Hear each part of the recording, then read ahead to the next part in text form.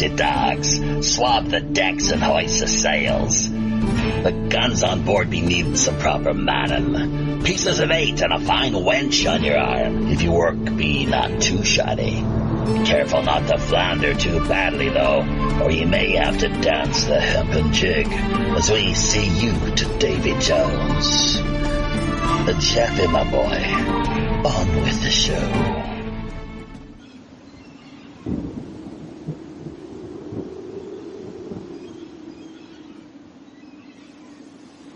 Welcome, everybody, friends, folks, foes, and fellow pirate mateys, to this week's edition of Pirate Radio Podcasts. It is episode number 167, our 2019 annual Assassinations and Conspiracy Open House and Roundtable. I'm your host, as always, Robin Hood's Chief Communications Officer, Jaffe Ryder. We do indeed have something of a roundtable in store for you here this go-round. Having managed to bring to the table here two well-known personalities within the field and world of alternative parapolitical and conspiracy research, Rob Clark and Chuck O'Celli. We're going to give both of them a bit of a biographical rundown here, so just bear with us here. Since 2013, Chuck O'Celli has been the host of the O'Celli Effect, an alternative media radio show and podcast. Known as the Blind JFK Researcher, he spent more than 25 years researching multiple aspects of the JFK assassination. In 2017, Chuck was a speaker at the JFK Lancer Conference and was presented with the Mary Farrell New Frontier Award for educating the public as an independent talk media host. And in May 2019, was an invited speaker on the assassination by the History Department of the University of Alabama. Among his 12,000 podcasts, more than 400 hours are devoted to presentations about and related to the topic. You can find all of his work and others he produces at his independent media site, O'Celli.com. Rob Clark, meanwhile, has been interested and researching the JFK assassination for over 25 years. Very similar state of affairs, these two gentlemen.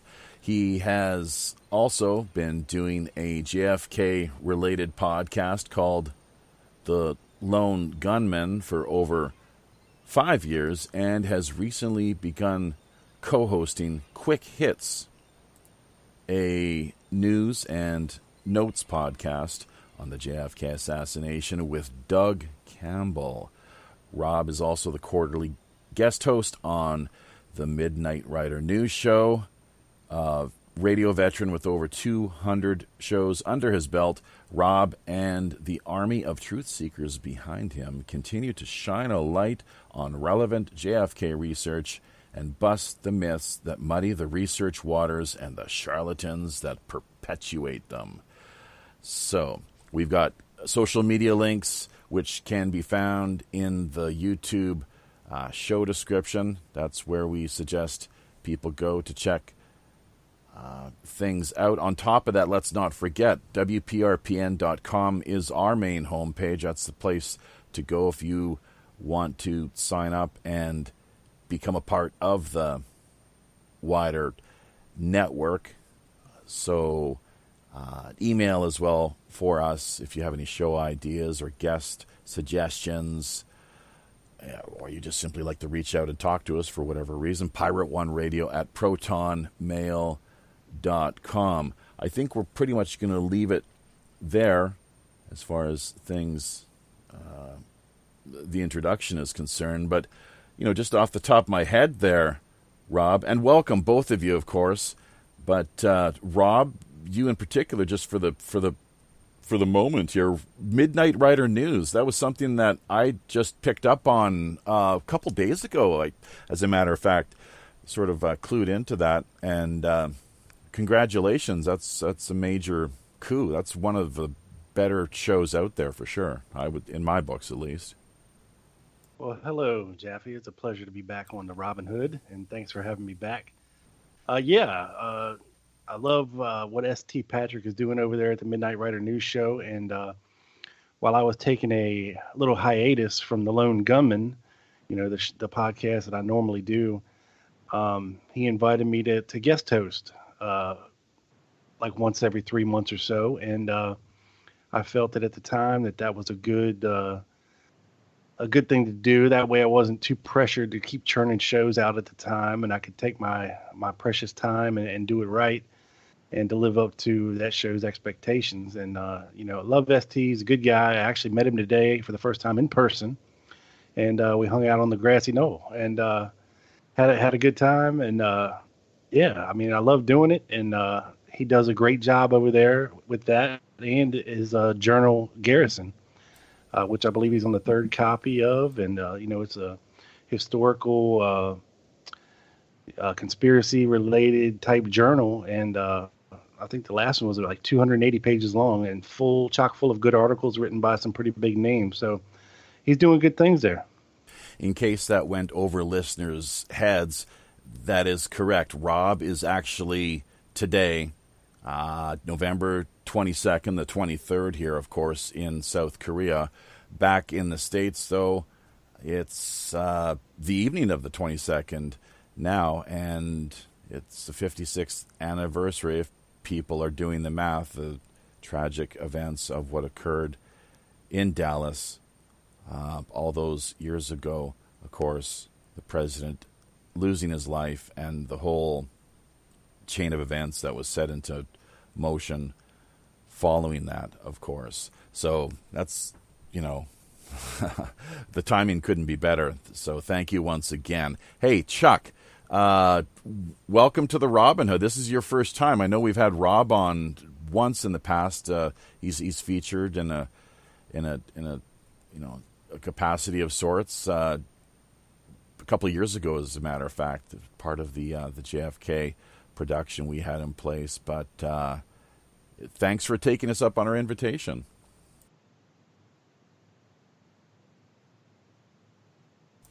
Uh-oh. I think, he's muted there. So going to have to unmute yourself, Chuck, before we can hear from you. If I'm not sure if anyone has actually seen Chuck's picture or not, but just off the top of my head, he reminds me a lot of who's that comedian that used to sit in with Howard Stern. He's had some health issues as of late, and he was on the Joe Rogan Experience not so long ago as well too. But Artie Lang, actually, that's his name. So he could pass as his, I suppose, lighter set doppelganger, almost in some ways. Just judging from his picture here, but it looks like if only Artie did more heroin, he would what get a little thinner. Yeah, no. Well, can anyone else hear Chuck? Because he is on my screen. It says he's muted. Yeah, he's muted here as well too. So that's right. So you'll have to just take a look there at. I'm not sure what we can do. Maybe we could actually remove him from the call and have. There you go. There we go. We got you. Go ahead, Chuck. Did you hear everything? Okay. You heard us? Something odd. Can you hear me now? Mm-hmm. You heard everything we had to say, I guess, right? I sure did. I'm not sure if I take exception to being compared to Artie Lang or not, but better looking version of Artie. Come on. Yes. Another guy from Jersey, but that's all right. Anyway, it's really good to be here along with Rob. Of course, Rob and I do know each other. We are actually, you mentioned myths in the introduction. Rob has been a big part of the myth series that we've done on my show with Carmine Savastano, who is another interesting guy who has written about the assassination as well. It's just it's great to actually be invited to a round table, and I was worried that I might be confronted by people looking to argue with me. Rob and I know how to disagree and agree with one another easily. So this will be a pleasant experience. Thank you for having me. Yeah, well, you're most welcome. So we definitely like to think we're able to engage in, just adult, rational, semi-sane dialogue. We might be pirates, but we try to keep it all in within the. We try not to get too carried away, I guess, and then lose control of. Become too impassioned, and that's what happens with a lot of these issues and hot button topics. And whenever you start talking the world of conspiracy or assassinations, I mean that it doesn't get more hot button than that, of course. And you're bound, if you excuse the pun, bound to trigger a few people. So, which might not actually be such a bad thing from time to time either, if you think about it. So, from my particular standpoint, I can't help but asking myself, why are these folks getting so worked up and hot under the collar? Why can't we just have a conversation here? But well, you know what it is, Jaffe, is that, it's the ugly wife syndrome. What happens is, sometimes you get married and you've been drinking a lot, and all of a sudden you sober up and realize maybe your wife's not so pretty, and you've been working on that for years. Some people get really deep into research and they forget that they're only staring at one part of it, and they don't really see clearly the entire picture. And so you try and explain to them that perhaps you didn't marry the woman you think you did. And they get a little upset with you because you've now disturbed their delusion. So that's what the problem is in a lot of cases, Jaffe. And, we see that actually across the gamut of issues where people get themselves deeply tied to something personally. And this is what happens a lot of times, again, in the research community. Their theory is best because it's the one that they've propagated for so long. They profited off of. Their name is based on it. And suddenly when something challenges that or demolishes it in a significant way, they take offense. So what can I say about that except that I've never released one of those books where I'm married to a theory, so I don't have that problem. Neither does Rob, so it's a great thing. Yeah. Hey, the blind man and the elephant, the famous old story from ancient India. Of course, I think most of us have probably heard that one. So I think that's in part what you were alluding to there, really. So, anyways, what I was hoping to do here, Rob, you're going to jump in there. No, go ahead. Oh, I thought it sounded like somebody was. I agree with Chuck on the thing too. These people get married to their theories. Oh yeah. They've written the book. They've made the speeches. They come to the conferences, and it's very hard for them to admit, hey, when something else comes up, hey, I got it wrong. That's right. Because they view their credibility as being shot at that point, and a lot of times it is, if it even had any credibility to begin with.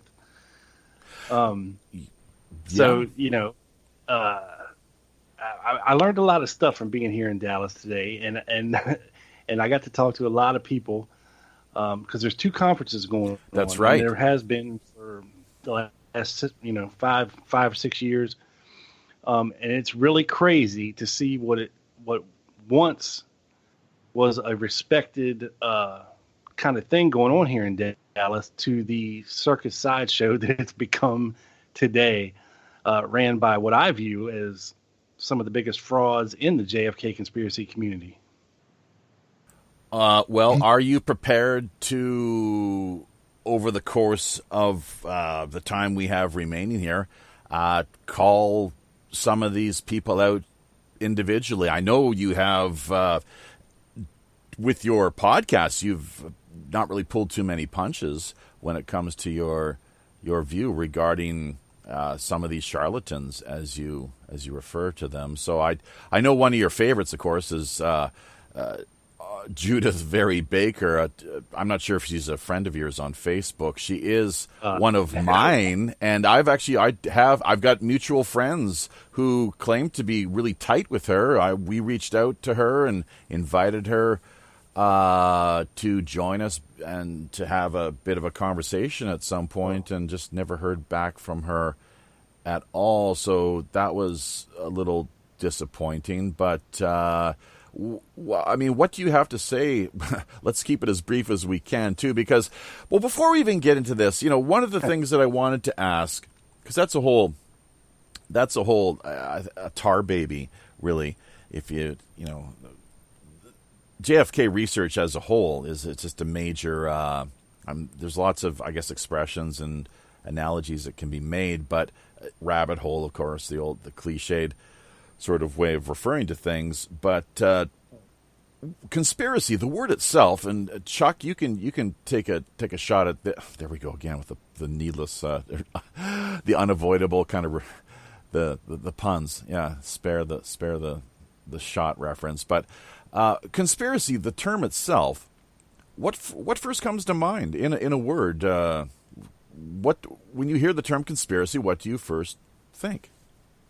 Well, unfortunately, I learned a bit of Latin, so I know that it simply means to breathe together. Correct. And the thing about it is that it's become a pejorative term, especially in recent times, to imagine that, people might get together and collude with one another or decide together to accomplish a goal. Human history is replete with various conspiracies because we are psychosocial creatures. We tend to work together. So when you see something of significance accomplished, quite honestly, it is almost without question that more than one individual was involved. And if they are coordinating their efforts, you have a conspiracy. Indeed, it's one of the most often prosecuted crimes in, jurisprudence. Correct. Is conspiracy to commit a crime of one sort or another. So objectively, the word conspiracy is not bad. Now, in the current lexicon, we have a difficulty with this because it has become again, a pejorative term, a derisive term, one way or another. Obviously, this person is not speaking about facts. They're a conspiracy theorist. That started quite interestingly in the directions that were handed out by the CIA to media assets. Guess when?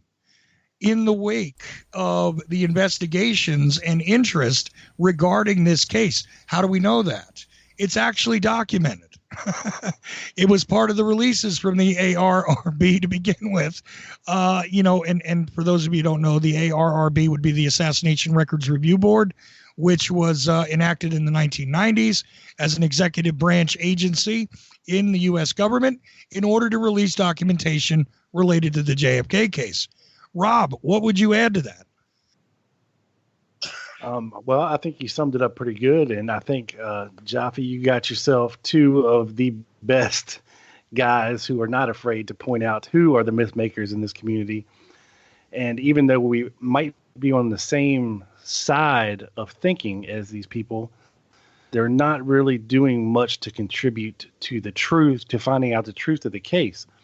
And that's what we have a problem with. They just muddy the waters with nonsense and just make it harder for those already entrenched in the research community to get their points across, and to those who are just new, to maybe looking into the murder of JFK, they're hearing all of these nonsensical, non-factual, made up stories, and that's all they are. They're great stories, and everybody loves to believe in a great story. And there are many, many people willing to do so without actually looking any further. And that's what we're running into. And unfortunately, Rob, I would say that a lot of this stuff has been recycled over time, too, so that even when something has been debunked, right, it still somehow gains another life, like a zombie on the internet anymore. Best true. example has nothing to do with a current myth maker, but quite frankly, somebody that a lot of us do value as, an alternative broadcaster earlier on, and that's Bill Cooper. Who propagated the myth of the limo driver shooting JFK. Right. And it survives to this day. People will ask this question of those of us who stick out like sore thumbs. I mean, Rob, I've never asked you this question, I don't think, anywhere, but how often do you get asked the question I get about once a month from somebody somewhere in the world about what about the limo driver shooting Kennedy? William Greer. Yeah. Yeah.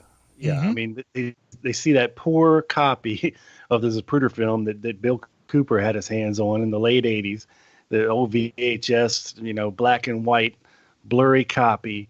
And does it look like it? Yeah. In that video, Sure. It might. But, when you actually examine a colorized, stabilized, clearer version of the Zapruder film, you can see quite clearly that the glare is coming from the man's head and not necessarily a pistol. And I don't think that, he could have done that in the car without everybody else in the car realizing what just happened and people standing there 10 feet away on either side seeing it. But yeah, it's, and now, there's a guy propagating that Jackie shot him, that she had a pistol and a stuffed animal and blew his brains out. And it's just one thing after another. And like you said, it just keeps getting recycled and recycled. LBJ did it, and blah, blah, blah, and a different theory. And, serve it up and it gets knocked down. But there's people that just don't listen to it getting knocked down. And they get married to a theory. And here we go. It's just off to the races again. That's I believe I heard you clearly there, and I think based on what I came across just going through your archives that, yeah, you kind of back away from the belief that I don't know how far you're willing to go with LBJ and his lack of involvement in the conspiracy. But what I was going to ask you, though, before we even go there, and putting the brakes on things right now. The second limo driver, what was his name? William Greer was the first one, of course. The second one, it escapes my mind. Chuck, you're bound to have the man. It's got to be more than the man, of course. I'm just trying to do a quick DuckDuckGo search here. Either of you, can you just off the top of your head, do you remember? Roy Kellerman. Roy Kellerman, that's right. There you go. So exactly. Now it was very suspicious, of course, because the limousine. And once again, I really don't want to get too bogged down with the minutia because we know how that can go. We could spend a whole show just on the the limousine, the Secret Service, their role in things, of course. But the limousine really, they did slow down, and or did they not? Like, they're very suspicious and driving in a way which was not really what had been, is typically prescribed as far as the Secret Service, what is expected from them in protecting the president. That they should have gunned it and been out of there long before they ever managed to actually leave. Or am I missing something here?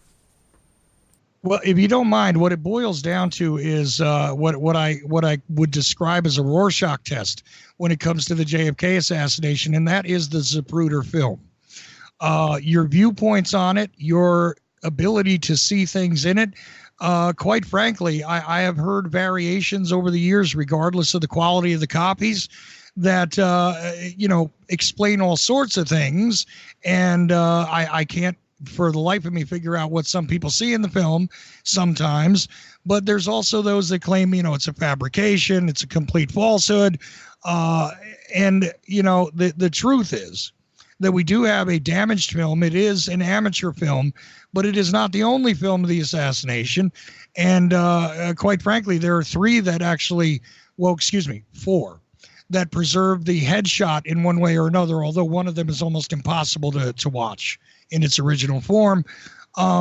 you have an interesting culmination of things where on film is the murder, and yet people are still arguing to this day, 56 years later, and let me think now, a good almost 50 years indeed from the time that the film started to circulate among the public, when the bootleg copies made their way out via the Jim Garrison investigation and all that.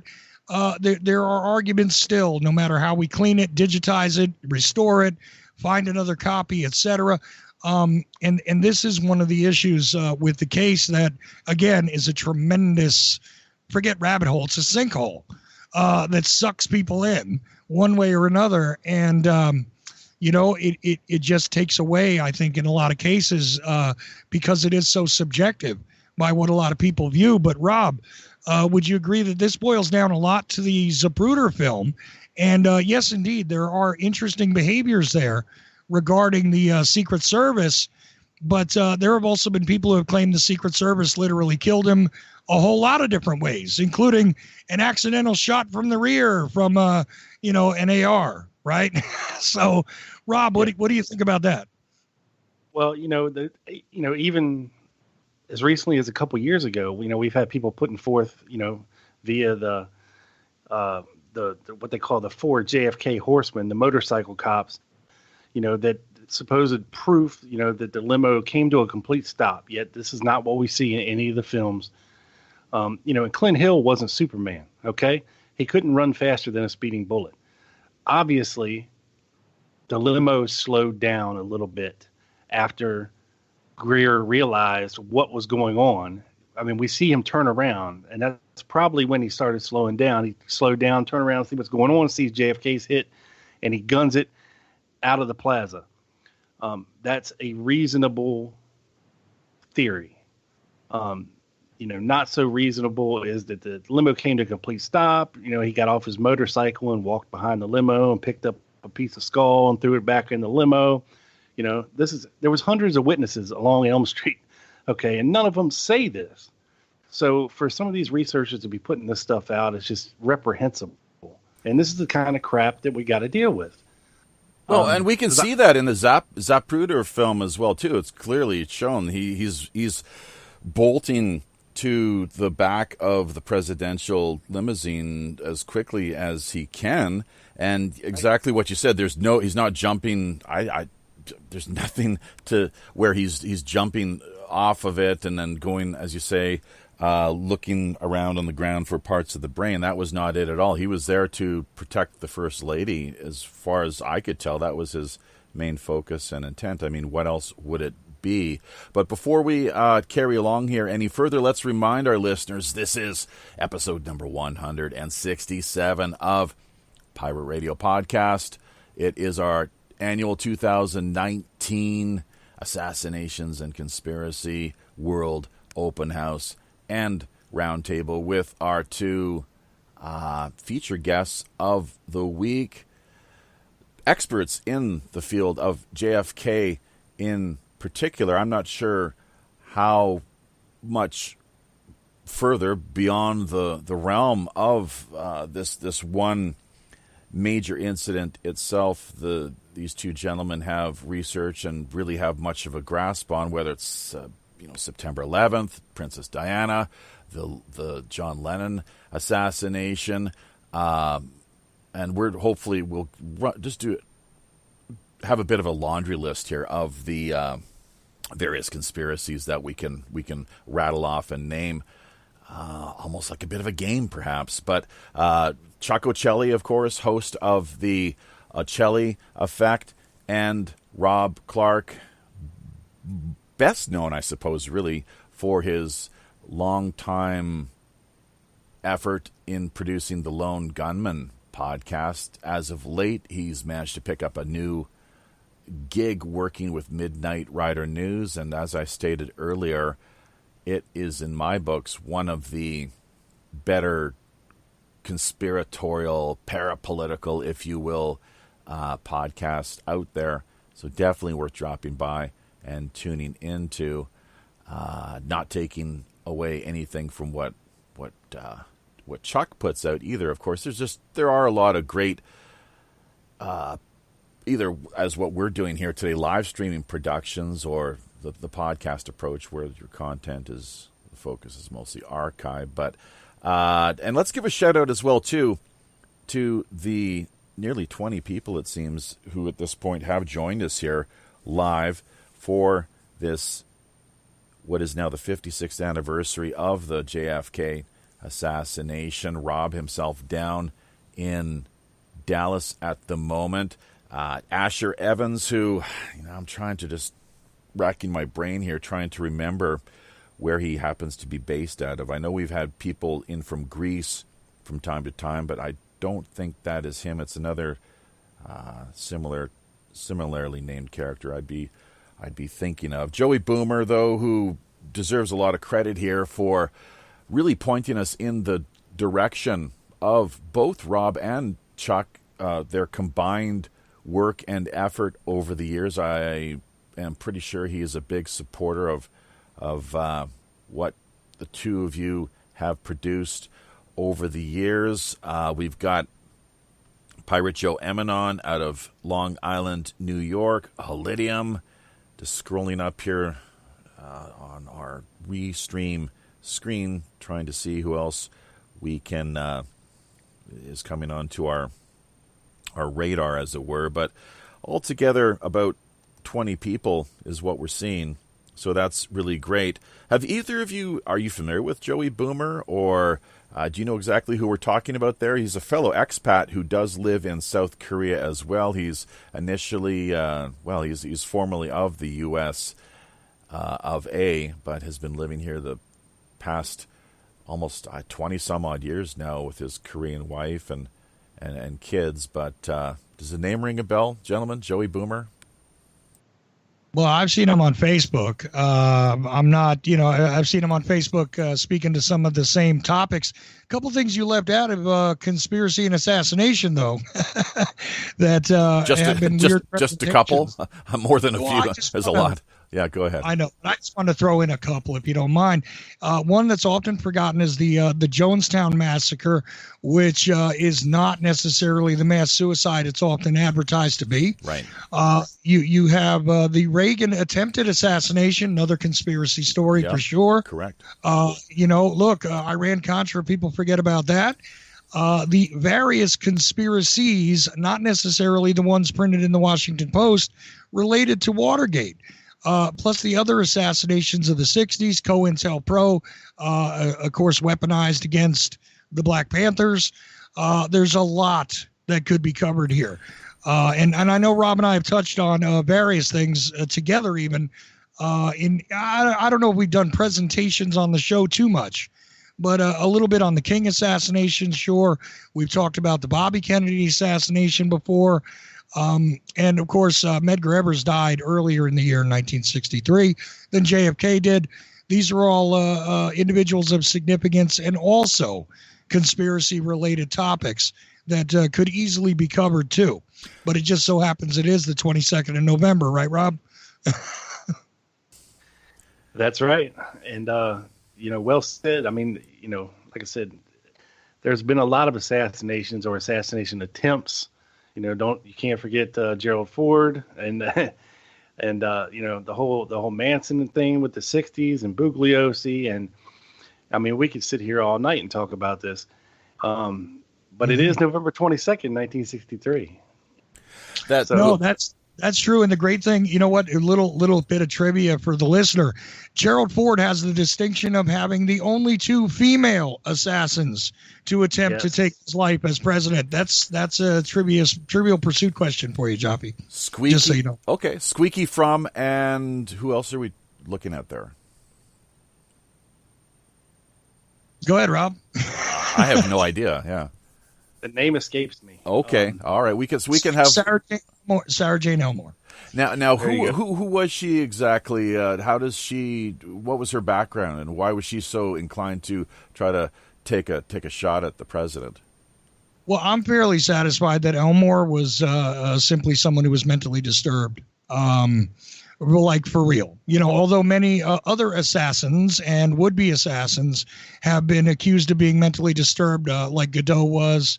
Remember, Kennedy and Lincoln are not the only presidents we had assassinated. There were others, and some of them didn't die right away. Lot to look up there if you want to get into some of the others that were allegedly, assassinated by mentally disturbed people with bearing the moniker anarchist, this kind of thing. Charles Godot, though, was a strange story, and McKinley is another president nobody ever talks about being assassinated. But hey, it is what it is. William McKinley. And let's not forget the Lincoln-Kennedy parallels. There's some pretty spooky parallels that have been pointed out, alluded to over the years. It's really quite eerie in the sense almost where some people, of course, they like to talk about time travel or parallel dimensions. Maybe you could say even spooky action at a distance, just the way that these things reverberate through time. As one of our regulars here on the crew, Kaiser Schuff, likes to say, history does not repeat itself so much as it rhymes. So just going to lay out and give an overview of this term conspiracy. Let's something to sink our teeth into for a moment or two at least. But a conspiracy is a secret. This is all according to Wikipedia too. Let's not forget a secret plan or agreement between persons for an unlawful or harmful purpose, such as murder or treason. When's the last time that's ever been prosecuted? I mean, that's such a joke, treason. Especially with political motivation, while keeping their agreement secret from the public or from other people affected by it. This is sort of a rhetorical question almost, guys, so be careful. But what do you make of that? In agreement, or you concur with that overview kind of definition pretty much, or take exception to the way it's worded? What are your thoughts? Rob, maybe start with you and then over to Chuck and then back to me. Yeah, I mean, I think that's a pretty good definition. And like Chuck stated earlier, this all came from the CIA in a document stating, and first creating the label conspiracy theorist. And what that is endearing to is all the detractors from the quote unquote official Warren Commission findings that Lee Harvey Oswald was the lone assassin. And a lot of the first generation researchers, were very vocal, including people like Mark Lane, and in establishing that the Warren Commission maybe overlooked some things or got some things wrong, or changed testimony from certain witnesses to support their conclusion. And over the years, this is what's been a big turn, or a big point of contention in the community. Well, did the Warren Commission get it right, or did they get it wrong? Or did they intentionally get it wrong? And we're still arguing about it 56 years later. Mm-hmm. No, that's for sure. And of course, some of those critics even pointed out the ludicrous nature of the alleged evidence, to a degree where it's not arguable. Imagine this, and this is one of Mark Lane's points I'm going to steal from 1965, okay? Why is it that the Warren Commission volumes contain a study of Jack Ruby's mother's teeth? Well, he contended that even if Jack Ruby had bitten Lee Harvey Oswald to death, it really wouldn't matter what his mother's teeth looked like. That is a literal thing that is in the Warren Commission volumes. So there you go. The Warren Commission critics had something to critique, and that's what they were attacking in the 1960s when they sent out these directives. We also find that there were intelligence community people involved with the production of a great deal of the media. You could say that Time Life is an interesting subject to delve into at that time. You could say there was a lot of control on the local level, on the national level, on the international level, always. And that's where they coined the term, sure. But, when I was listening to your definition, Jaffe, I thought to myself, the people who signed the Declaration of Independence would literally be treasonous against the crown, conspiring privately to do something unlawful. And, sometimes conspiracies are not exactly as nefarious as they appear to be. And we need to keep that in mind. Happy birthday to you. Happy birthday to you. That's the one that always comes to my mind, exactly what you're saying there. So, and that, and the whole business of even like secret societies, even though they might not be up to anything nefarious, similar to what you've laid out with respect to the signers to the Declaration of Independence, that maybe there's a good reason for them to be working together to bring about the sort of change that they would like to see manifest. Hopefully non-violently, of course, because that's when you cross the line and it becomes something. It's a bridge too far, I suppose, is one way of putting it. But yes. Anyways, The great thing about that is that they teach you in school that people conspiring together created this great nation, right? Now, look, we can have arguments about that, and I do have arguments about the greatness of this nation quite often that I was allegedly born in. But fact is that when you learn that a great many things are accomplished this way, whether they be for good cause or ill, it is entirely a bad point to make, that people that believe that those who conspire is something that is only really something that happens in the fevered imagination of somebody who wants that, result, which is what the attack was meant to, and the label itself was meant to engender, that this is craziness, that they think people work together, that they think these people work together, especially, the honorable men like Alan Dulles, who was part of the Warren Commission, the most active member of the Warren Commission behind closed doors, mind you. You really should have named it the Dulles Commission. And that's a mathematical certainty, by the way, which a certain author laid out in a book called The Warren Omission. But anyway, it is what it is, Jaffe. This is not the, negative label that they try to make it out to be. But yet today, how many newscasters say in a dismissive fashion? How many commentators make the point that, oh, well, that's conspiracy theory. He's a conspiracy theorist. I mean, literally, even Google today, if you slap the label conspiracy on this podcast, will not allow search results to direct people to it very easily because it's one of the negative words in their algorithms, right? Well, so and that's exactly what we've done. Just thumbing our nose at YouTube, and who knows how long it's going to be until they declare us commercially unviable. We are a growing channel, but at the same time, I mean, look what they've done recently with, Alex Jones was the start of it all, and then from there you just keep going on down the line. Red Ice Creations, and it just keeps getting worse by the day, it seems, with the ridiculous amount of censorship and changes to the terms and conditions.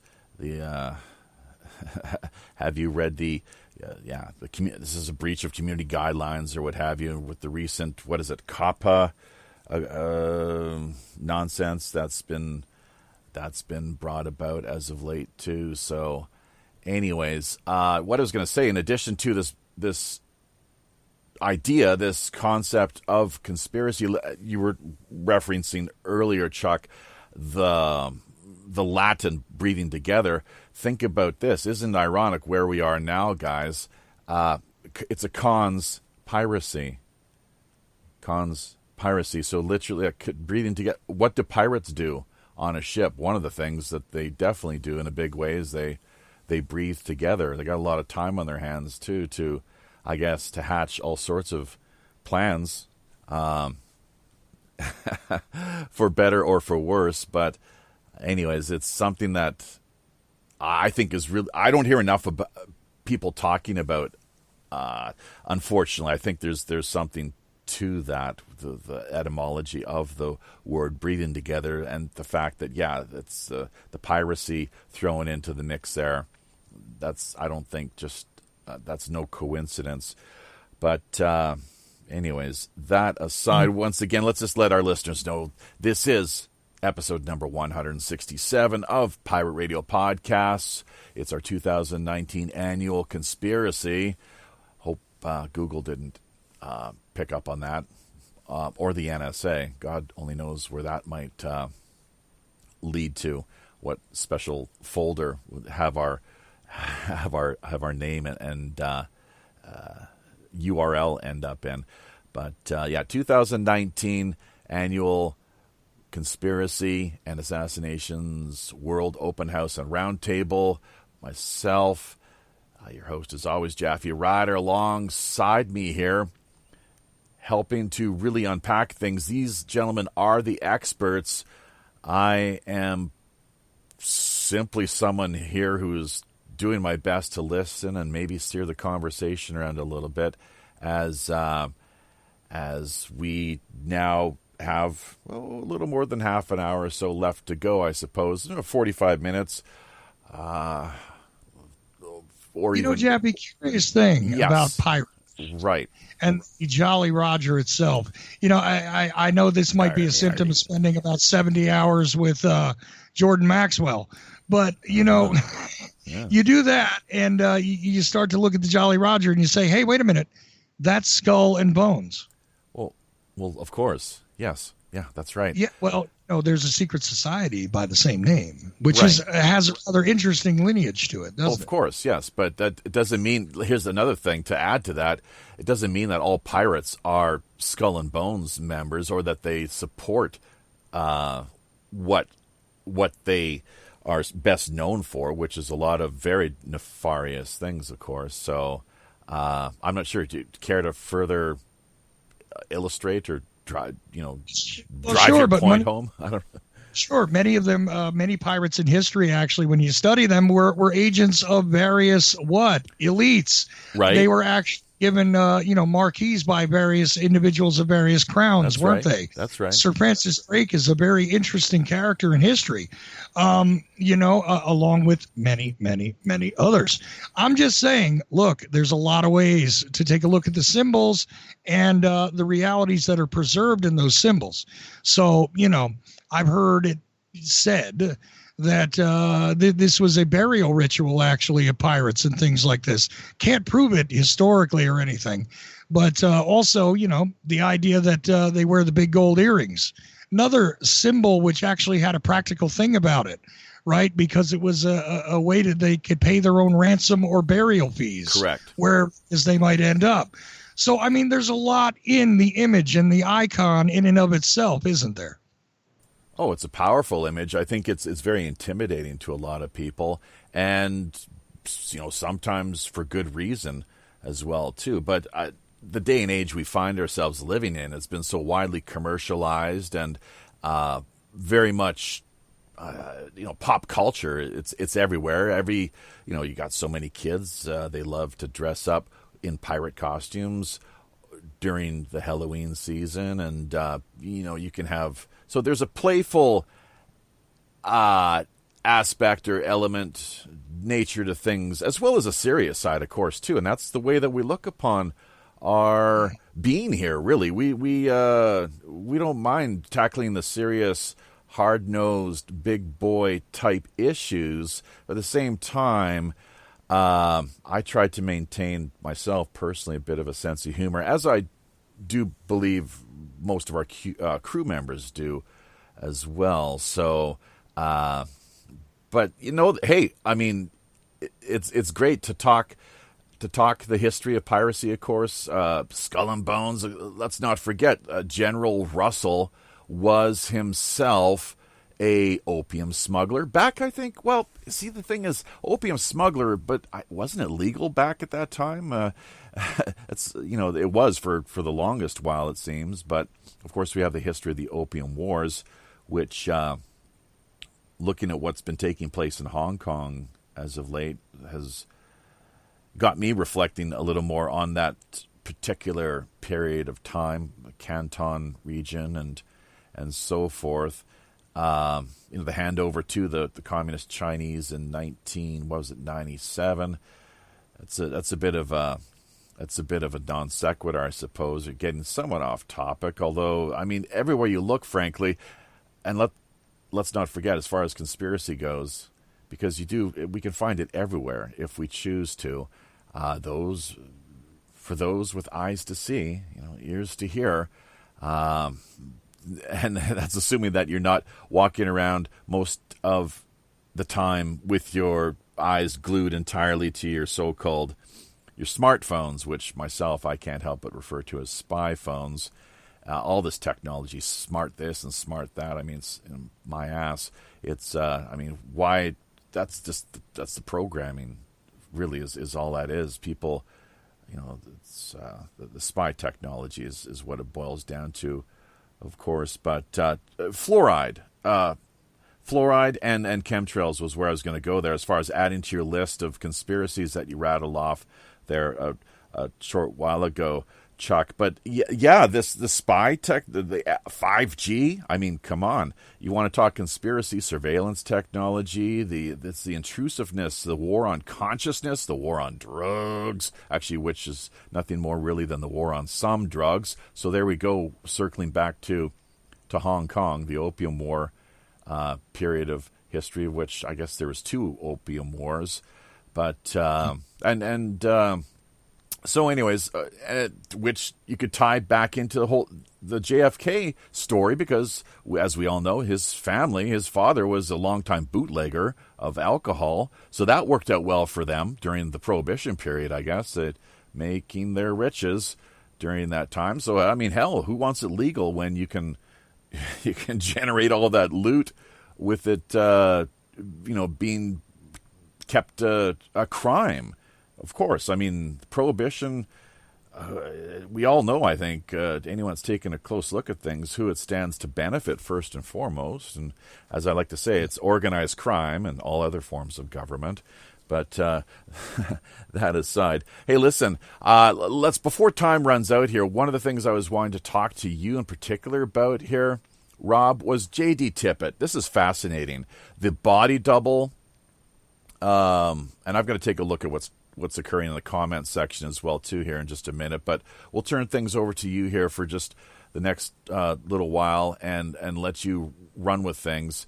J.D. Tippett, the body double, some really strange things taking place there. And what really gets me is the way that you look at Wikipedia, you look at the monument there in Dallas where Tippett was supposedly shot, that it states definitively shot by Lee Harvey Oswald. And Wikipedia, Lee Harvey Oswald, the man who shot Kennedy. I think they've locked that page has been locked down by Wikipedia too. So it's creepy, man. It's beyond Orwellian, but let's let you do your thing there with respect to J.D. Tippett and maybe try to share with our listeners some of the things that perhaps they have not had presented to them up until this point regarding Mr. Tippett, if you will, please, Rob.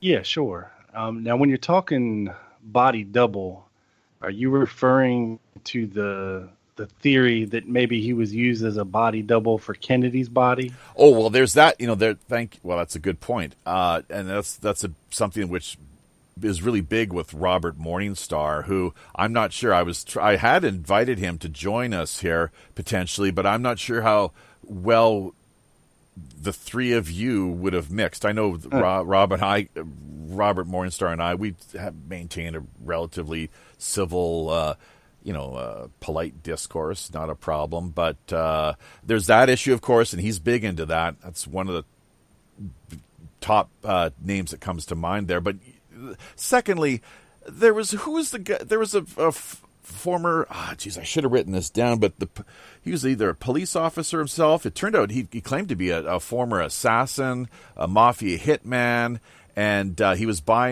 purchasing some liquor and had to provide a license. And actually, potentially, this was a guy who, for people who have looked into this, the the there was a commotion behind the theater where Oswald was dragged out front, but at the same time, on the back end of things, there was another individual who supposedly was arrested, and this turned out to be, by some accounts and indications, somebody who looked very much like Oswald. I think. Do you know what I'm getting at now exactly, or you follow? Yeah, me I do. I do. Yeah. You know, and you're referring to Jack Ruby's barman, his right hand man for a little while there, a month and a half before the assassination, named Larry Crayford, and he did bear a resemblance to Lee Oswald, and is likely responsible for many of the quote unquote Oswald and Ruby sightings together, in the lead up to the assassination. Because at a glance, if they're not side by side, you might say, oh, I saw Jack Ruby with Lee Oswald. I saw him in the Carousel Club with Jack Ruby. I saw him in the electronics store with Lee Oswald when it was really this guy, Larry Crayford. Now, Crayford's a really interesting individual. He was in the Army in 57 and 58, served in Germany. And he was only in for a year or so before getting out. He was injured.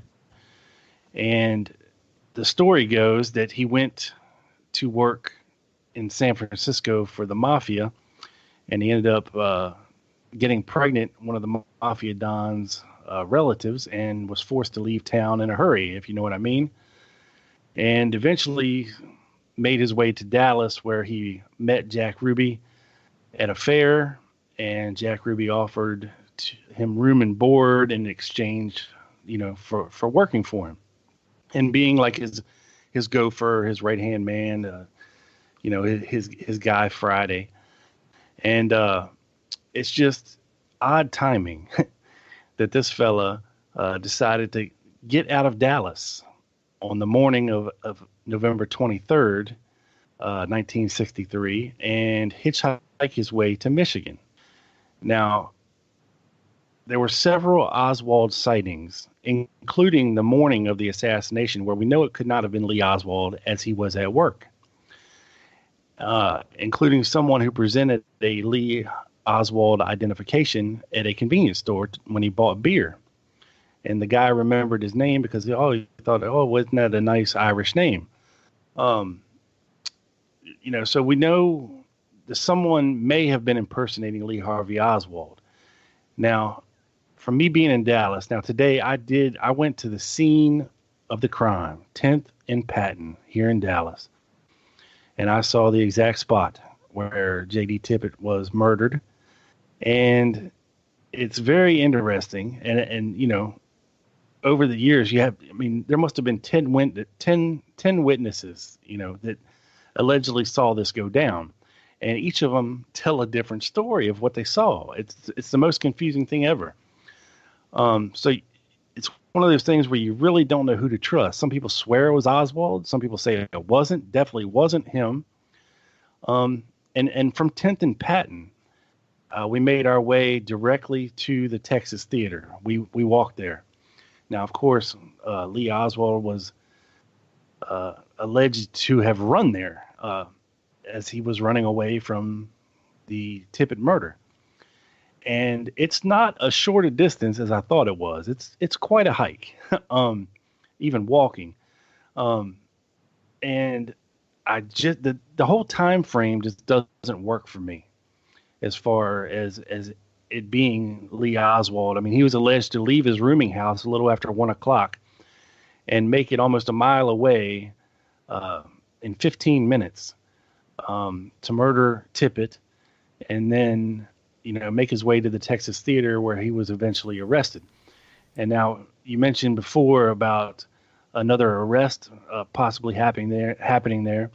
And we do have 2 affidavits from 2 other police officers who were on the scene who alleged that the suspect, Lee Harvey Oswald, was arrested in the balcony of the Texas Theater, which he was not. He was on the floor of the theater in a seat when he was approached. We have the testimony of Bernard Hare, who ran a hobby shop down the street who shared a back alley with the Texas Theater, who actually saw someone being arrested and dragged out of the back of the Texas Theater and thought for the longest time that he had seen the arrest of Lee Harvey Oswald. That is until he saw the picture of Lee Harvey Oswald being dragged out of the front of the theater. So some very, very odd things are going on here. You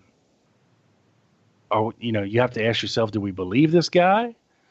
Why would the policeman write affidavits stating that the suspect was arrested in the balcony? It's just, was it a mistake or did this really happen? Which would lead you to believe that there was 2 arrests made that day. And, once again, the whole timing of everything doesn't really work out. Allegedly Tippit was shot, according to the official record, at 1:16 p.m. And other witnesses place it much closer to 1 o'clock at about 1:06. Either way, the timing just doesn't work out. And it's just one of those things that you look into and it makes you think. And especially after being there today and walking that walk and seeing where all these witnesses were coordinated and standing or in their vehicle or, just seeing what everybody saw from the perspective that they saw it really helps you to open your eyes and try to envision what took place. And I really haven't processed it all yet. I'm still working on it.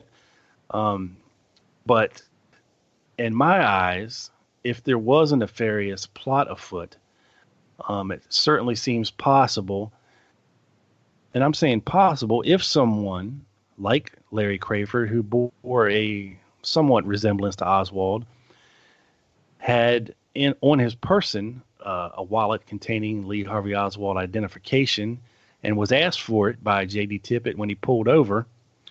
And Tippit, upon realizing that this is a guy that they're looking for, got out of his car and started to draw his weapon, but the shooter was a little faster.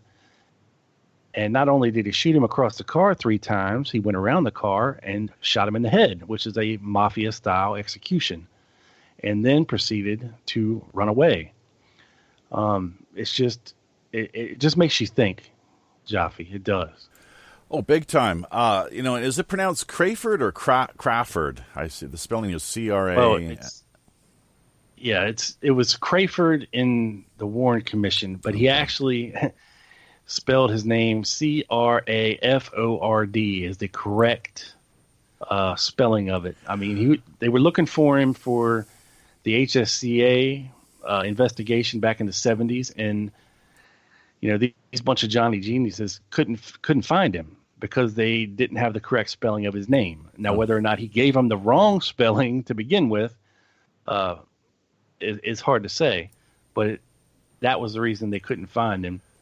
The only reason I have the information that I have is because of a researcher named Peter Whitney, a guy out of Canada, actually managed to track Crayford down in the late 80s and actually interview him and his wife and his brother, about the events. And he gave a very interesting story. One further thing to add there that adds to the confusion, Rob, is that you've also got a witness that accounts for 2 people being at the scene of the Tippit slaying. Which did you happen to take a look at the perspective from that witness's point of view? Yeah. I mean, I stood where, I figured out where Akilah Clemens' house was, where Domingo Benavides was sitting, where all these people were. And it's much closer than what you would think. Mm-hmm. I mean, you're talking maybe 30 feet in a circular radius. And you're like, okay, how could all these people see something totally different than everybody else? Unless their stories were getting twisted. Yeah, it's rather striking to add a second man to this, though. It is. Right? It is. Well, it could possibly have been the cab driver that went over to help him, and they mistook him for another shooter. I don't know, but, it's because not everybody was just standing there seeing this go down. Some people heard the shots, came out of their house, and saw that aftermath, if you will. I even went around the corner and down the street a bit, and I saw the Hughes funeral home where they sent the ambulance to the Tippit scene to get his body, and it's literally 2 blocks away. I mean, it's right around the corner. Because I guess back in the day, yes. Oh, yeah. I was just going to ask you a couple quick things here. Now, this business of Ruby and Oswald, sure, Ruby, what was the name once again of the Oswald double?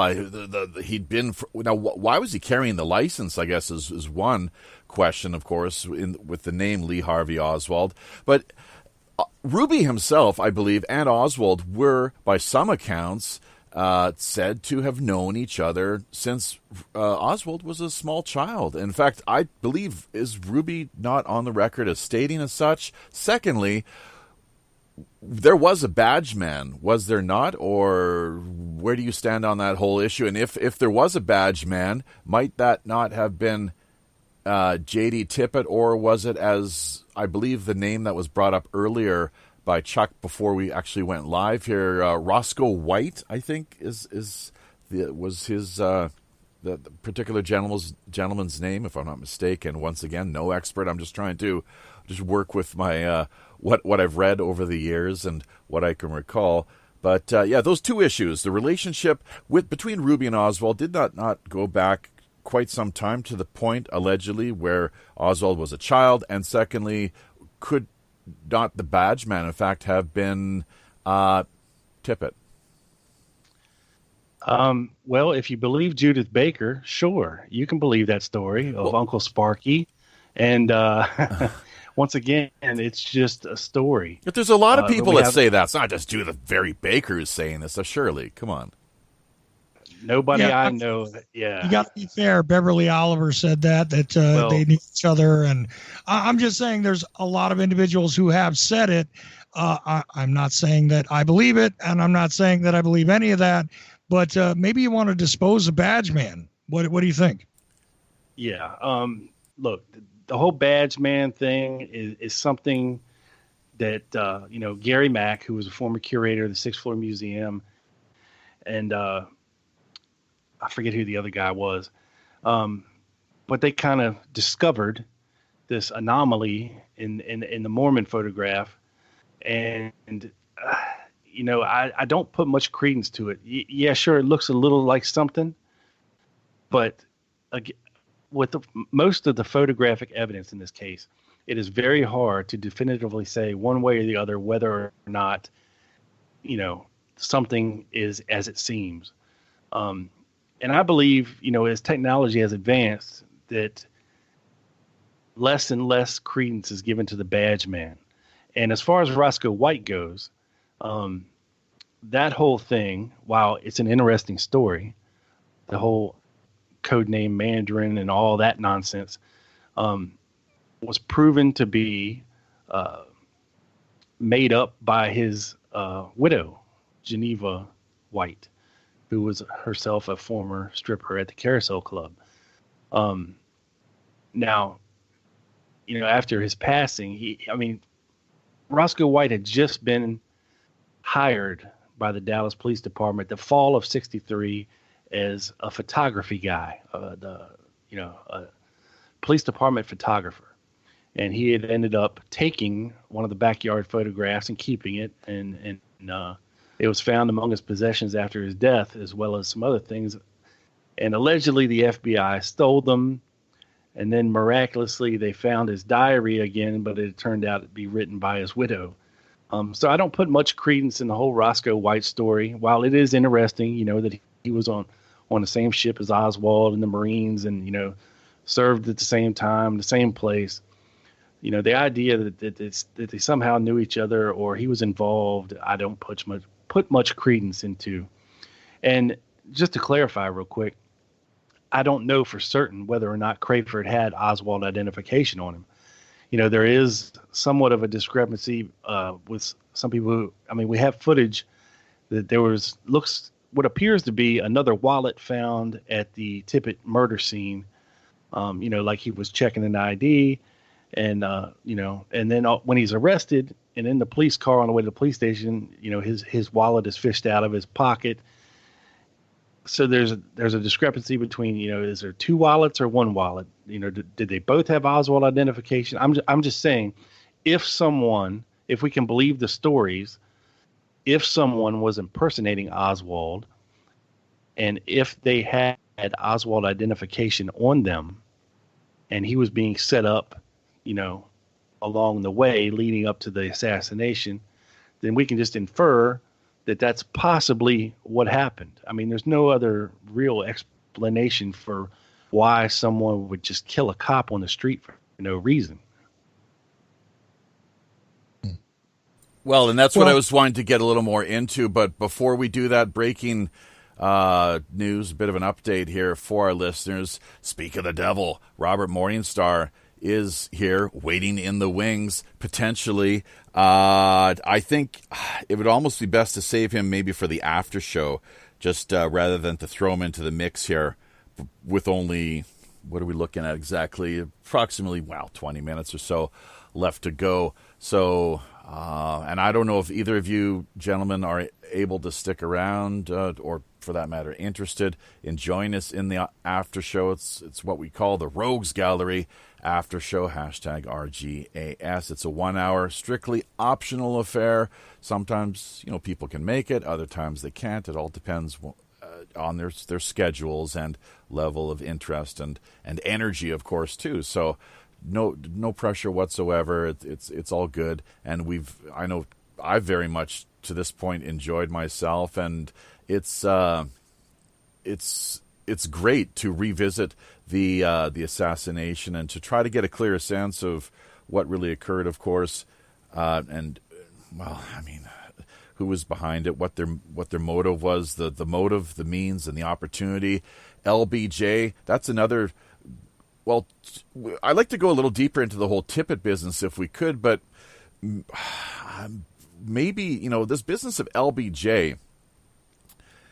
He's, Roger Stone. I'm guessing perhaps the both of you may be rolling your eyes right now at the very mention of his name, potentially. But he put out. My impression was it was a really great book or two.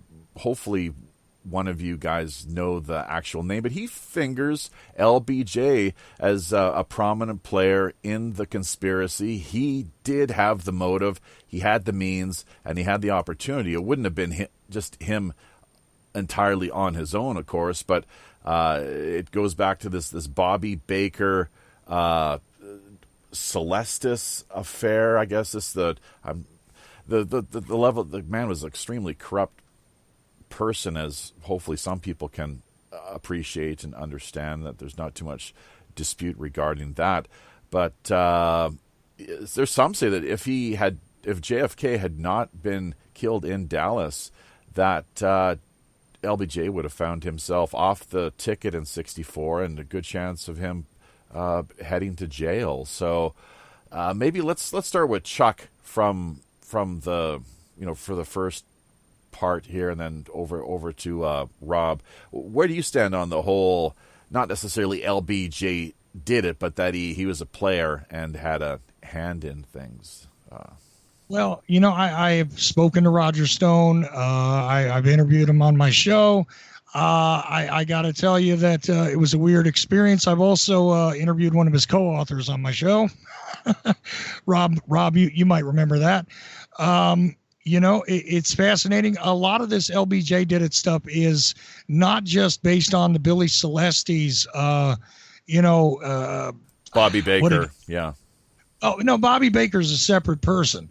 Right. But I mean, Celestis was a con artist and, made a pretty wild statement and said something under oath that says that, he had him killed and all that. Let's cut it down to what it is. Most people hang the evidence of LBJ's involvement on this other character, Mac Wallace. Correct. Okay. And the thing is, it's because they believe that a fingerprint matches. Now, I happen to know the guy who paid for the fingerprint match in the first place, and I happen to also know the author who turned around and re-examined that evidence scientifically and completely debunks the idea that Mac Wallace's fingerprint is there on the sixth floor of the depository. So there are two things gone. Now, is LBJ a criminal? Sure he was. And a criminal on multiple levels. Certainly a dirty politician, stole elections, did all sorts of corrupt things, got cotton allotments for land that was underwater, all kinds of fun stuff LBJ was doing regarding fraud and, payoffs and bribes and everything else. Murder, too, let's not forget, Chucky. There's a couple murders that he was definitely tied to. Well, a couple of things where he was tied to somebody who was tied to a murder, yeah. But again, if you're dealing with criminals eventually and you keep working up to the upper echelon, somebody's going to die. But it doesn't mean that we can hang this assassination around his neck. I point to one very interesting thing, which is in a private phone call to J. Edgar Hoover. And you can go get this from the Johnson Library yourself if you like. He actually asks his friend, his neighbor, J. Edgar Hoover, were any of those shots in Dealey Plaza intended for me? Now, this was not for public dissemination. Nobody was ever supposed to hear this tape. He was honestly asking his other corrupt friend in government, who he was buddies with, was I supposed to be shot too in Dealey Plaza? It tends to lead me to believe that if he was part of the conspiracy, maybe he didn't know about it, because that just makes no sense, Jaffe. All right. And again, the guy has one presidential term of his own and winds up dead a few years later, really broke and not broke, but broken as a human being, allegedly screaming out in the middle of the night and everything else. Rob. Well, hold it, Chuck. What was he screaming? Yeah. I've never heard this before. What was it? All kinds of incoherent things about people coming after him and everything else. According to his lawyers, according to various witnesses who had to go there and assist doctors in order to sedate him and everything else. The guy was broken. His karma catching up to him there. Yeah. So go ahead, Rob. Was he a bad guy? Yes, he did some horrible things, but we can't hang this on him. As Chuck stated, the main issue with Mac Wallace has been thoroughly debunked. You say he had a motive, but here's the thing, Jaffe. If you go and listen, and unfortunately I have spent time doing this at the LBJ library, to his recorded phone calls to his aides, his top aides, where he's telling them, I don't want to do this anymore. I don't want to run for re-election. And he didn't. Okay, everybody says, he wanted to be president. He wanted this, he wanted that. He wanted the power, but he really didn't. He did not. He got a taste of it, and he didn't like it, and he didn't want it anymore. And he can be heard in his own voice saying this. Now, if that's somebody who would kill to be in that position, that certainly doesn't sound right to me. And again, these things were never, ever intended for public consumption. Correct.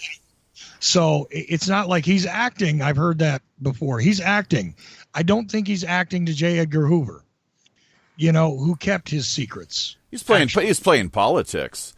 He was a consummate politician, wheeler and dealer, and a show person, I guess, as well too. It kind of goes with the territory, but I guess we can agree to disagree on this one. I myself do not believe that he was the main leading. Oh, what do we got? Oh, someone on keyboards there is what we're hearing. Might want to mute yourself, whoever is bashing away on the keyboards. But my gut feeling does tell me he was a player, that he had a hand in things. Of course, that there was it went far beyond him. It went far beyond him ultimately. Now, wasn't there a meeting out at Clint? There was a meeting at Clint Murchison's ranch. But secondly, speaking of ranches, that there was a pig roast, I guess, scheduled for Kennedy. He was to visit to drive out to LBJ's ranch, if I'm not mistaken, and they were to have some sort of dinner. And there was a call made prior to the assassination, supposedly, that's how the story goes, to that the pig roast was no longer necessary. And this was, as I said, according to how the story goes at least, this is significantly prior to any shots being fired. So let's talk, though, if you would, anyone that wants to tackle it, this meeting, supposedly, the Murchison rents, and let's not forget as well, too, the testimony of LBJ's alleged mistress. Her name escapes me at the moment here. Unfortunately, I can see her face, of course. She died a number of years ago, but she had a few things to say regarding this whole business, even to the point where, with the time she spent with the man, allegedly produced a bastard son, I suppose is one way of putting it. A guy by the name of Stephen, who he later died under what circumstances, I'm not sure exactly. But do you know who I'm talking about, either of you, the alleged mistress? Rob, you want to take it? I don't. As I recall, Rob's not a fan of the lady. Yeah, go ahead. Well, here, this is part of the problem, Jaffe. This is another female charlatan wanting to insert herself into history among the likes of Judith Baker and Beverly Oliver. And, was she LBJ's mistress? Yes. Did she have a bastard son with him? Maybe. But again, she's one of these people with an ever-evolving story and an ever-growing list of party participants. And it's a story. It's nothing we can corroborate. There's no documentation on it, and there's no supporting witnesses. So I can't put any faith in Madeline Brown's story. I just can't. Chuck, please help. Absolutely. Madeline Duncan Brown. Okay, let's hit the hits, if you will.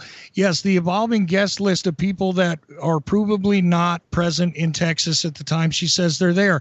She claims it's at a certain house. She claims it's owned by a certain person.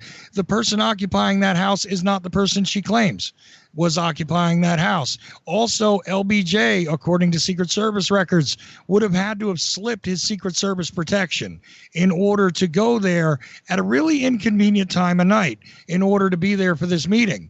Other issues. This woman, yes, was a mistress, not the mistress of LBJ. One of many women that LBJ actually slept with, around in various places.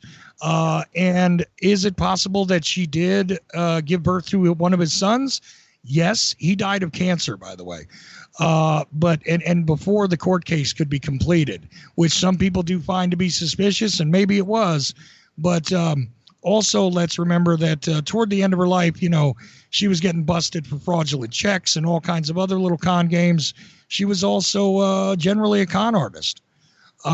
Which, I'm sorry, but that's where I come down on this. You have a story that changed, and I've heard the interviews where she starts including people, again, that could not possibly be there because they are provably elsewhere at the time.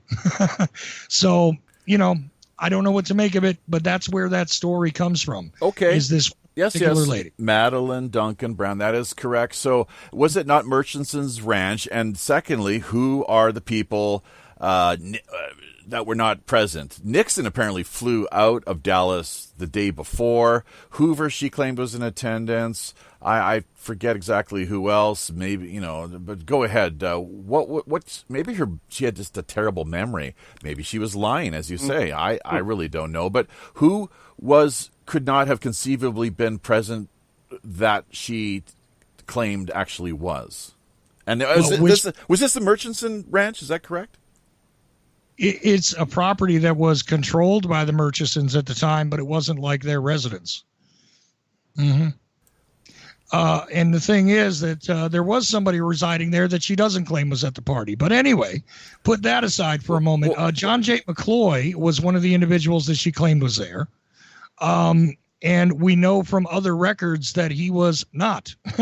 We know that if our friend Mr. Hoover had been there, which is one of the key things that everybody hangs on it, there is such a tight window for him to have gotten to and from Washington at the time, based on the fact that he was cited, signed in certain places, and was somebody that was observable and recognizable.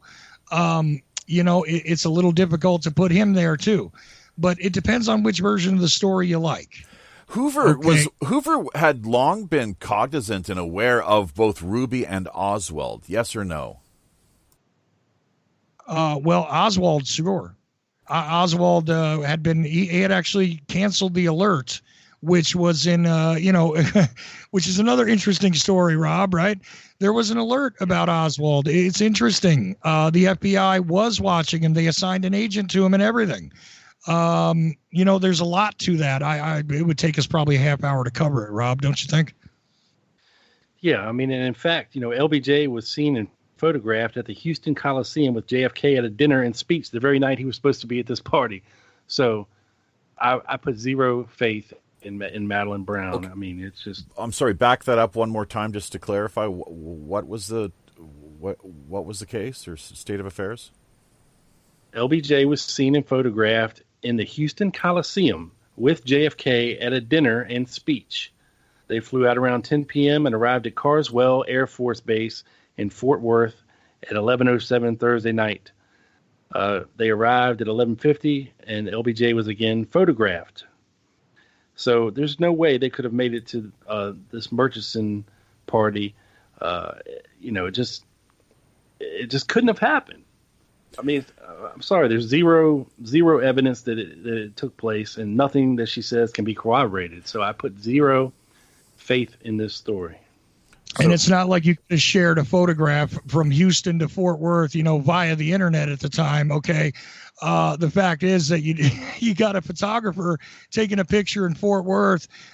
He can't share it and get it printed and all that good stuff quickly enough to, create something. Oh, by the way, no Photoshop in 1963. So you got issue there with these photographs and showing people being in places at particular times, photographed by people who couldn't possibly get from one part of the state to the other in the allotted amount of time. So no CCTV technology either, which had me thinking earlier this morning, if we're committed to preventing any repeat occurrences, assassinations of this type, or major crimes being conducted, and the culprits getting away completely scot-free. Clearly, we need more. We need more surveillance everywhere. Then, right? More CC. I'm saying that with tongue firmly in cheek, of course. But yeah, please do, because Joppy, I got two words for you: Jeffrey Epstein. The camera work, right? Yeah. Okay. Oh, Princess Diana too, man. Apparently, fucking Princess. There's my one. We got one complimentary F-bomb each show. So, guys, if you're feeling the need, by all means, unload. but September 11th, same kind of deal. Yeah, we got to have these cameras in place because we're preventing crime and just keeping a close watch on the bad guys. But anytime there's anything important that takes place, whoops. Malfunction just doesn't seem to be working right now. So and it's just one of these coincidence theories that, for me, when it comes to conspiracy, you got one coincidence added up, piled up on top of the next, and there's only so many that I can ignore, I suppose, without being driven to the point where I'm more of the persuasion that there's been some real underhanded skullduggery, cloak and dagger activities having taken place. So, but I'm not sure if either of you had something more you were going to add to things. There's another little addendum I was going to throw in there. Maybe I'll recall exactly what I had in mind here in just a moment or two. We've only got a few minutes left, gentlemen. So, just if there's anything more that there's no blood. I knew from the get-go there's no bloody way we'd managed to cover all this. Go ahead, sure. Real quick. Yeah. Madeline Brown fits this mold of somebody who has a book to sell. She made a book in 1998 called Texas in the Morning, where she's writing about people after they're deceased that can no longer corroborate her story or contradict her story. And she feels the need to insert herself in this history where she might have been close to history and seen an opportunity to insert herself in it, put it in a book, and make some money off of this story. And it's been copied. Well, actually, she wasn't the first to do it, was she, Chuck? No, not at all. Right. But she's one of the many, and that seems to be the template, if you will. Okay, that's a great... The common element here is that the story continues to evolve post-mortem. As soon as there is nobody to contend with your story, it gets a lot more expansive. There's all of a sudden more details. You can write 500 pages on somebody that you allegedly knew for 2 months. I mean, I'm just saying, it is the style, right, Rob? Yeah, and I'm sitting here on the grassy knoll today watching two of the biggest frauds in the JFK community host the moment of silence on the grassy knoll. Judith Baker and Beverly Oliver sitting side by side, hand in hand, just eating it up. And it made me sick to my stomach to watch. Beverly Babushka Lady Oliver is so, but which, yeah. The one picture I seem to recall, is there not a picture of the babushka lady where you do see her face at an angle, and it's almost like she looks like to be like an older lady around 60 years of age or so? I seem to recall having seen that back in the day. Maybe I'm just not recalling clearly, but have either of you ever come across that picture? Oh yeah, look, there's multiple babushka ladies, and we've examined them all. Yes. Rob, what do you say? Do any of them resemble anything like Beverly Oliver's face? Not at all. And I don't know too many 17-year-old cabaret singers who would dress up in a raincoat and wear a babushka around their head and claim to have filmed the assassination with a camera that wasn't even available to the public yet. It's another one whose story has grown and grown over the years. And again, with nothing absolutely whatsoever to corroborate her story. It even goes into, she met Lee Oswald, and, Ruby introduced her to Oswald when she was hanging at the Carousel Club, and, some CIA guys came by and took her camera, and I couldn't believe, it was almost a surreal moment there in Dealey Plaza today, watching this with those two at the helm.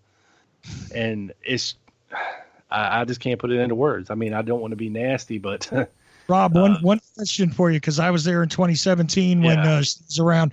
Did she sing Crazy? Did she do? She sang, but I couldn't tell you what song it was. I don't know what it was. I really was not paying too much attention, and when she started singing, I kind of wandered away. But I couldn't take much more of it. I mean, I was literally getting sick to my stomach. Well, for the record, 2017, she sang Crazy, like Crazy for You. And she's I'm proud to be an American, by the way. Those were her two songs in her repertoire in 2017. So I'm imagining she did the same thing on the grassy knoll this year, but you tuned it out. It's cool. You're look, I was talking to ST, right? And last year he said that when he was at the conference, she sang I Love That Old Time Rock and Roll. Midnight host of Midnight Rider News. Is that not correct, Rob? That's right. Yeah, that's right. What's his full name? ST Sean is his first name. Okay. Yes. ST Patrick. ST Patrick. All right. Well, he does a really great job. Like I can't emphasize how much really I just was so impressed, and he does manage to raise the bar, as it were, when it comes to standards of podcasting. I'm not sure how much live streaming he actually does, but that aside, really polished and well done. So, and one of the questions I've got here, just, let's, Beverly Oliver, Judith Very Baker aside, think of them what you like. Just in general, people who do these sort of things, not pointing any fingers or naming any names, but people who do these sort of things, because there are, as I'm sure we all know, unfortunately. What is it besides the money motivator and factor that really compels them to do to act out these fantasies. All I can really think in, just in my way of looking at it, is it's some sort of so it's a sociopathic type quirk, I guess, and delusion. But they don't come across on the surface of things. You talk to these people, they don't come across as crazy necessarily. They seem to be relatively. I think it's more. I think they love the attention, and they crave the attention. Because I've seen them both in crowds of people just eating it up. And, Right. And you know what? Not to pick on the ladies too much. There used to be a guy named Gordon Arnold. They used to walk around in Dealey Plaza with a shirt on that said, "I'm Gordon Arnold," who claimed to be next to Badgeman when the shots were fired in another Blur. Which James Files was on the Knoll yesterday, Chuck. Oh, so you know. Oh, he's still alive. He's still alive, is he? How about that? He's out of prison, yeah. Well, as we know, Woody Harrelson's father figured prominently for some time. Charles Harrelson passed away a number of years ago, now in prison, something that Woody himself doesn't like to talk too much about, as one can, well appreciate. But, having been locked away for supposedly murdering a federal judge with a high-powered, long-range rifle of scope and so forth. So I'm kind of just giving a roughshod treatment of things there as far as the particulars go. But hey, listen, we're kind of out of time here, more or less, guys, and we'd like to shift our focus now to the after show, where we might have Robert Morningstar dropping by. Not sure if that's going to happen. He said he's got half an hour. That was about 25-30 minutes ago now, so I don't know if he's going to be too interested or keen in joining us. Have you ever had him on either of your shows? I have not. I have not either. No interest in doing so? I have nothing against him personally. I just don't agree with the whole Tippett as a body double for Kennedy deal. I mean, I know he's done other stuff, and he's just not really too active in the community anymore that I've seen anyway. Or anything like that, Chuck. Yeah, I would concur with Rob there. And when he's the only guy that seems to believe remember I told you about the Rorschach test of the Zapruder film? Robert Morningstar sees bullet trails in the Zapruder film, which I cannot concur with or find anybody else to verify. Who understands film and what it is they're looking at. And then there is this body switching thing, which is a weird assumption considering when you get a look at the Fox set of photographs, it's hard to believe. It's just been one of those things. I mean, I have nothing against the guy personally either. It's just I haven't been interested in his work because I haven't seen value in it personally. All right.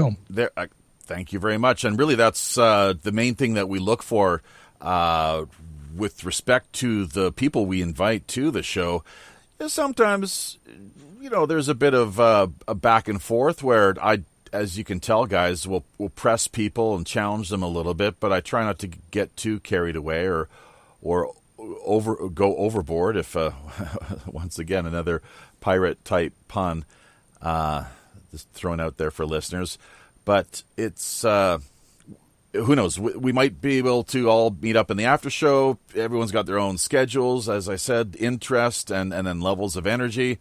Whatever the cards have in place for us this go round will be what it is. So, I'm just going to give one final shout out to there's been about 20 people at least here once again that have joined us via Facebook, YouTube, and D Live, of course. Adam Fitzgerald, who seems to be, my impression here is they are a supporter of yours, Chuck. They're actually giving you a shout out here, so I don't know if the name rings a bell or not. Asher Evans. Asher. Go ahead. I know Adam. Adam's a good guy. Sure. Asher Evans in oil fields of West Texas. So he's actually someone. There we go. Thank you for refreshing our memory, Asher. You had mentioned that earlier, so hopefully this go around it'll stick. I'm at the age now where sometimes people have to tell me things twice before it actually registers, unfortunately. But Reverend Jim, Barbecue Jim as well too. So Joey Boomer, Kaiser Schaff, of course, Sword Point 9. Let's see who else we had here along the way. Fox Azure dropping by just at the tail end. What else would you expect a Fox to do, right? Of course they're going to drop in at the tail end. But there you go. And a whole number of other people. Apologies if we did miss out in giving you that shout-out that we so often like to do, of course. Without you, we would not be here in the first place. The listeners and our audience, of course, is really what this is all about. So what a great ride, man. And, we've only touched the surface of so many of these issues. Don't know, once again, if either of you guys will be able to stick around. I think, Chuck, you're out there. You're based out of New Jersey. Is that not the case? Not based out of New Jersey, but that is where I'm from. Do you care to? Closer to Atlanta at this point than Newark. You know what I mean? Okay. So, all right. Yeah. Gotcha. So, but all right. So it is a little late out where you are, but yeah, that's where we're going to be heading here in just a moment or two. Any closing comments? I know, of course, let's direct our audience's attention to the show description area. They can find all your social media links available through YouTube. Is where they'll be want to be looking. Unfortunately, D Live does $20 million investment.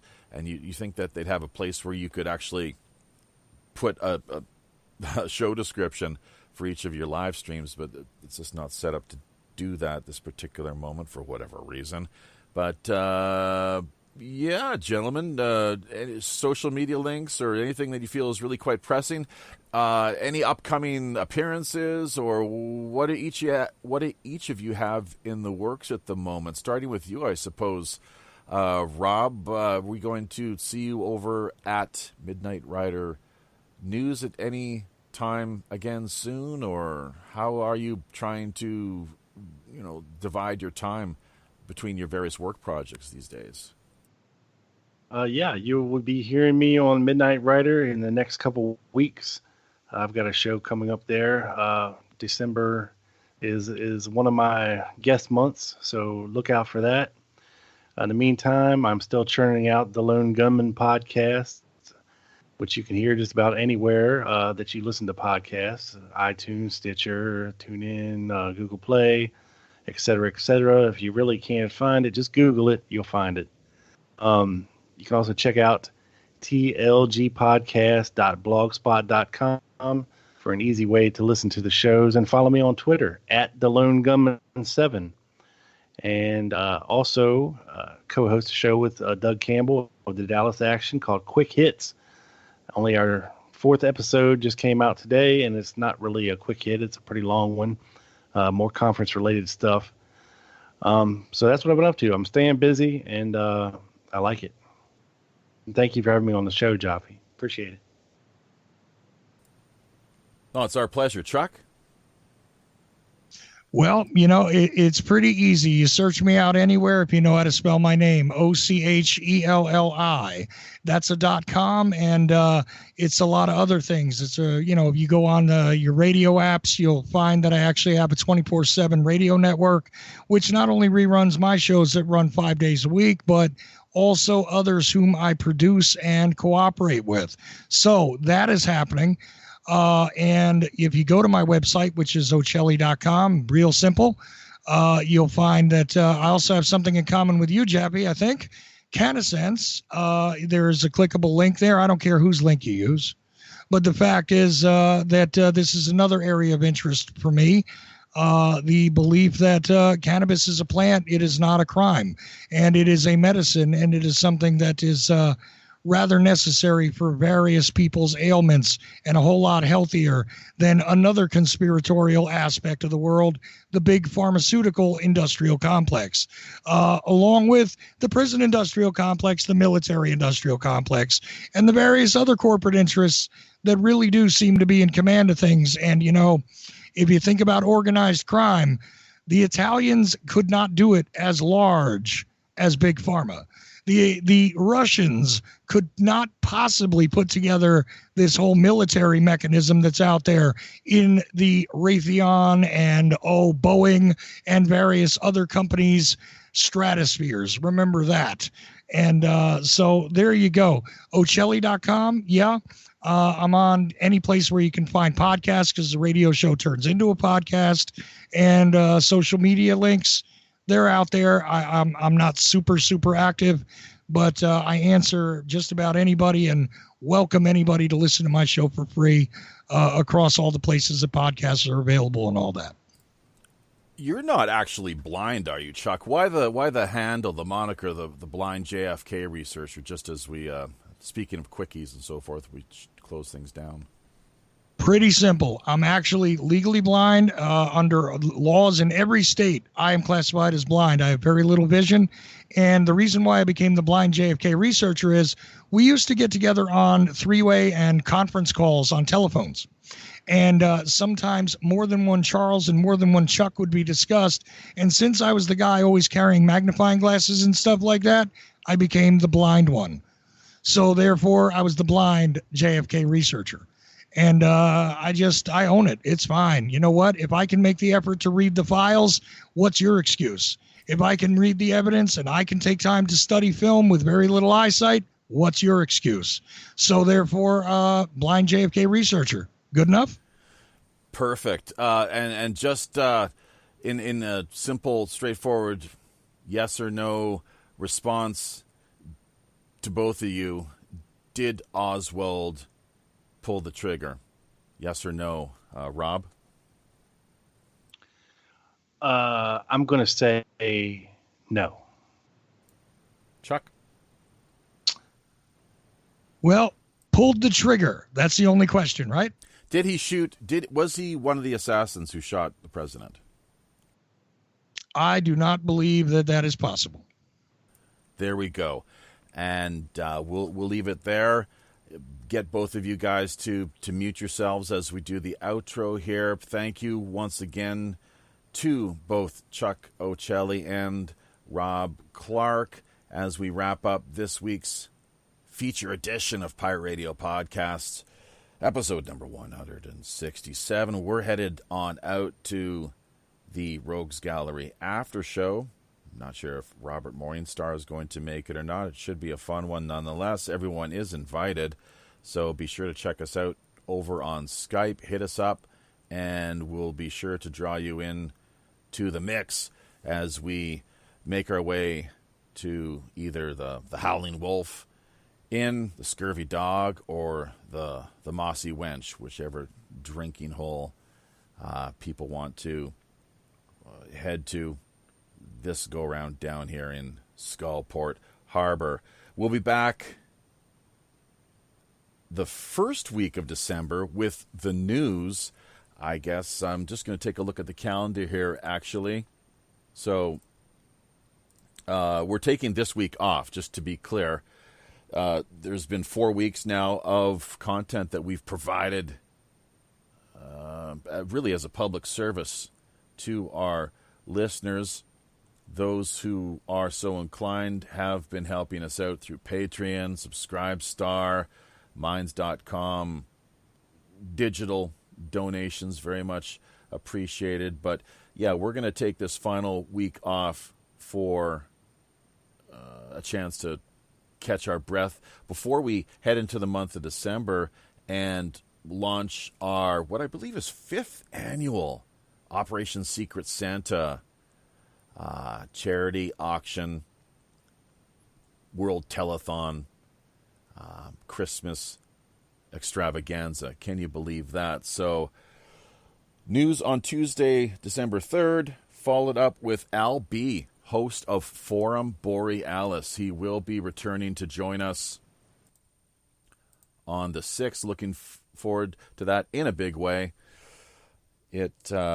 Not sure if we're going to be able to do things live finally this time. We're just playing that one by ear, more or less. Of course, the prior 2 occasions have been pre-recorded affairs. We'll just have to see how that goes. And then on the 13th, it's going to be our annual 2019 wrap-up and retrospective of the year, all the show, all the great events, highlights, and so forth. So that will be pretty much an open house type affair as well. Anyone who's interested in dropping by, welcome to join us and take part. Minds.com groups as well, too. Let's not forget, we're always looking for moderators, as are a number of our friends. There's a list circulating throughout the digital underground here, so something to keep your eyes out for and be aware of if you are in any way interested or inclined in participating in helping to moderate a few of the groups over there on Minds. Not really a big deal or a lot to do other than just keep an eye on participants, their content, to make sure there's not excessive spam, of course, no death threats, no child porn, and that's pretty much it. Outside of those areas, it's largely a laissez-faire approach is the way that we like to look at things. So being pirates, of course, what else would you expect? I think we pretty much covered all of our bases. What a great ride it has been here once again. Looking forward to this break that we're going to take this coming week. Hopefully people, of course, got something out of the round table. A little more information, insight, and education on JFK, as well as the whole realm and phenomenon of conspiracy. So that being said, until we meet again out on the digital seas, on behalf of Captain Long John Sinclair and all the rest of the crew here aboard the Robin Hood, I'm your host as always, the show's Chief Communications Officer, Jaffe Ryder.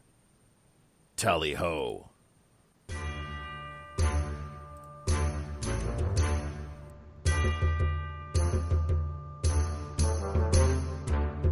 I know.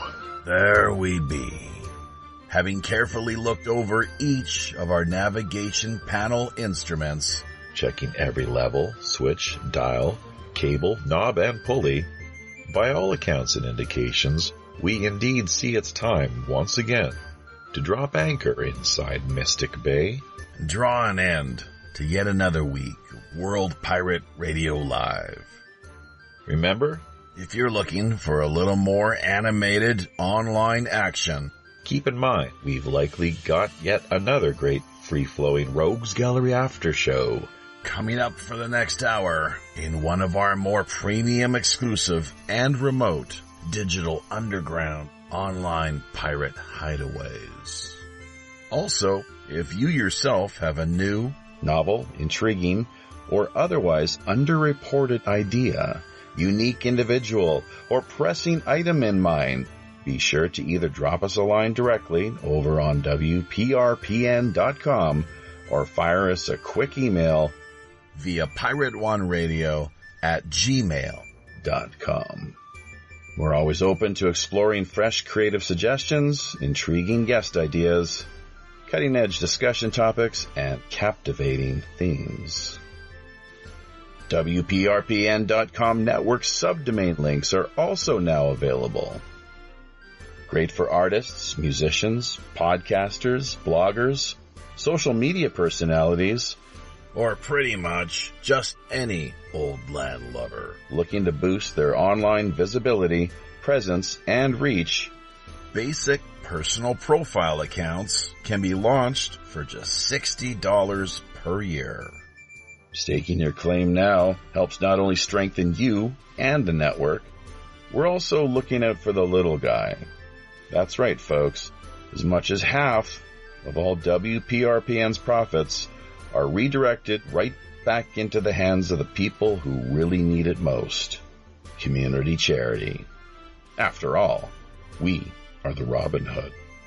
You can further embark on your own personal pirate journey by either liking, sharing, commenting on, subscribing to, or just following us via virtually any mainstream social media platform, including Twitter, Facebook, Google+, or Minds.com.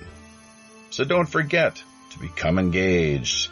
Until we meet again out on the high digital seas, I'm your host as always, the ship's Chief Communications Officer, Jaffe Ryder. Tally-ho.